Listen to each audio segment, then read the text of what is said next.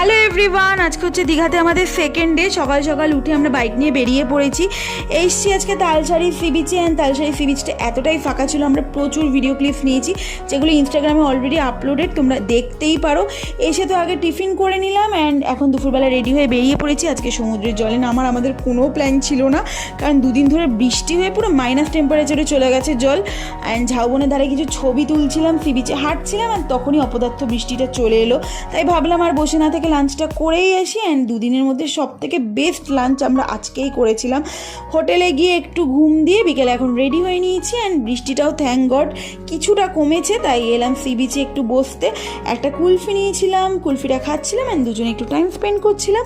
And বিচে এলে তো টুকটাক খাওয়া দাওয়া লেগেই থাকে, তাই পাপড়ি চাটও অর্ডার দিয়েছি। অ্যান্ড পাপড়ি চাটটা এখানে দেখলাম মুড়ি দিয়ে চাট বানায়, যেটা আলুর চাট, ওটা দেয় না। রাতে ডিনার করলাম রুমালি রুটি অ্যান্ড পনির। তো চলো টাটা।